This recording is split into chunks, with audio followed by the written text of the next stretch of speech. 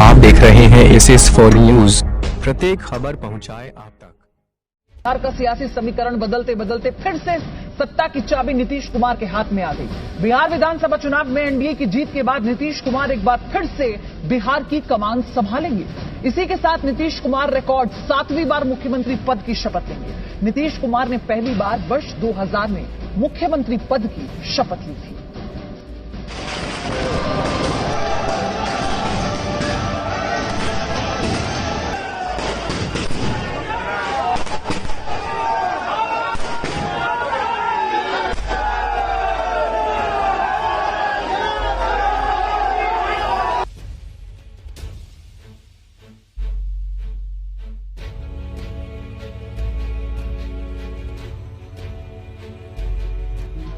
लोकतंत्र और सामाजिक सद्भाव के शासन को निरंतर रूप से जनता ने अपना पूरा समर्थन दिया और पुनः एनडीए को एक बार फिर पूर्ण बहुमत प्राप्त हुआ है। भारतीय जनता पार्टी की ओर से बिहार की समस्त जनता का हम हृदय से आभार व्यक्त करते हैं और ये जीत माननीय प्रधानमंत्री नरेंद्र मोदी जी के आत्मनिर्भर भारत और आत्मनिर्भर बिहार का जो संकल्प है उसको पूरा करने के लिए जनता ने आशीर्वाद के रूप में सेवा करने का एक अवसर हमको दिया है। इस अवसर पर भारतीय जनता पार्टी के हमारे राष्ट्रीय अध्यक्ष श्री जगत प्रकाश नड्डा जी को भी हम हार्दिक धन्यवाद देना चाहते हैं कि कोरोना के इस संकट के समय में जो लोकतंत्र का चुनाव हुआ उसमें उन्होंने पूरे तरीके से पार्टी के सभी कार्यकर्ताओं का मैदान में आकर के हौसला अफजाई करी, मार्गदर्शन करा और सबको इस चुनाव में लड़ने के लिए प्रेरित भी किया। निश्चित रूप से मतदान का जो प्रतिशत रहा और मैं विशेष रूप से हमारे बिहार की सभी महिलाओं का, बहनों का आभार व्यक्त करना चाहता हूं कि उन्होंने भी लोकतंत्र के इस पर्व में बढ़ चढ़कर हिस्सा लिया और पूरी टीम का हृदय से अभिनंदन करता हूं। बिहार के अंदर सभी कयासों को पूरी तरीके से दूर करते हुए आज के परिणाम ने एक बार फिर से साबित कर दिया है कि चाहे वह बिहार विधानसभा का चुनाव हो या देश के अंदर विभिन्न राज्यों के उपचुनाव, मोदी है तो मुमकिन है। इस कहावत को इस देश की जनता जनार्दन ने एक बार फिर से चरितार्थ किया है। सचमुच प्रधानमंत्री मोदी जी ने वैश्विक मंच पर भारत की प्रतिष्ठा को जिस तरीके से आगे बढ़ाया, गांव, गरीब, किसान, नौजवान, महिलाएं और समाज के विभिन्न तबकों के हितों के लिए जो कार्य किया, यह बिहार विधानसभा के चुनाव के साथ ही देश के विभिन्न राज्यों का उपचुनाव पर जनता की ये मोहर है। इस बात को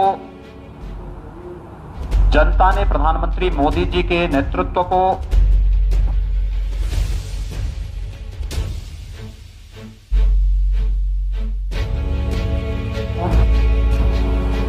अपने राष्ट्रीय अध्यक्ष माननीय जगत प्रकाश नड्डा जी के नेतृत्व में पार्टी संगठन ने जो शानदार प्रदर्शन किया है, इसके लिए प्रदेशवासियों की ओर से माननीय राष्ट्रीय अध्यक्ष जी का और पूरी राष्ट्रीय टीम का भी हृदय से अभिनंदन करता हूं। उत्तर प्रदेश के अंदर सरकार और संगठन मिलकर के एक टीम भाव के साथ जिस प्रकार का प्रदर्शन कर रही है और कार्य कर रही है, कोरोना कालखंड में हम सब जानते हैं यह वर्तमान में पूरी दुनिया वैश्विक महामारी कोविड-19 से जूझ रही है। कोविड-19 के बावजूद प्रदेश की जनता को बचाने के लिए सरकार के स्तर पर किए गए प्रयास हों या फिर संगठन ही सेवा है, इस संकल्प के साथ पार्टी के एक एक कार्यकर्ता ने, प्रदेश अध्यक्ष जी, प्रदेश संगठन महामंत्री जी और प्रदेश के सभी पदाधिकारियों ने बूथ स्तर तक के कार्यकर्ताओं के साथ मिलकर के जो शानदार प्रदर्शन किया है, आज उसका परिणाम प्रदेश के अंदर 7 सीटों पर हुए उपचुनाव के माध्यम से एक बार फिर हम सबके सामने आया है। मैं इसके लिए प्रदेश अध्यक्ष जी के नेतृत्व में हमारे दोनों deputy CM Shri Keshav Prasad Maurya ji, doctor Dinesh Sharma ji, प्रदेश संगठन महामंत्री श्री सुनील बंसल जी और प्रदेश की हमारी मंत्री परिषद की टीम हो या संगठन की टीम हो, इन सब ने एक टीम वर्क के रूप में जो परिणाम दिया है कार्य इस महामारी के दौरान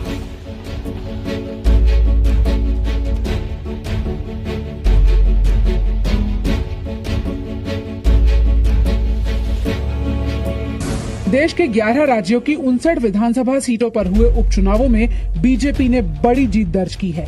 बीजेपी 59 में से 41 सीटों पर आगे चल रही है। कई पर जीत की घोषणा हो चुकी है।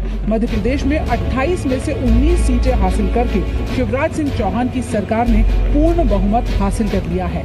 जीत के जश्न के बाद शिवराज ने कहा कि ये प्रधानमंत्री मोदी पर देश के भरोसे की जीत है। हमारे प्रधानमंत्री माननीय नरेंद्र मोदी जी भारत की करोड़ों करोड़ जनता के हृदय के हार हैं।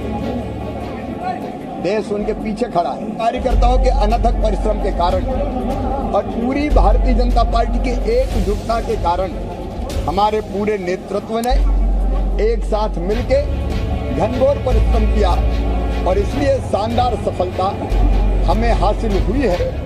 मध्य प्रदेश के अलावा बीजेपी ने गुजरात की 8 विधानसभा सीटें जीत ली हैं। यूपी की 7 में से 6 सीटों पर भी बीजेपी ने कब्जा बनाए रखा।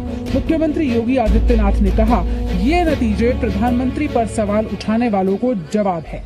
आज के परिणाम ने एक बार फिर से साबित कर दिया है कि चाहे वह बिहार विधानसभा का चुनाव हो या देश के अंदर विभिन्न राज्यों के उपचुनाव, मोदी है तो मुमकिन है। कर्नाटक, तेलंगाना, मणिपुर, नागालैंड में भी बीजेपी ने अपनी सीटें बरकरार रखी, जबकि झारखंड, छत्तीसगढ़ में से एक सीट कांग्रेस ने जीती। बीजेपी 2021 में पश्चिम बंगाल के चुनाव से पहले इसे मिनी जनादेश बता रही है। प्रत्येक This is for News channel को लाइक, शेयर और सब्सक्राइब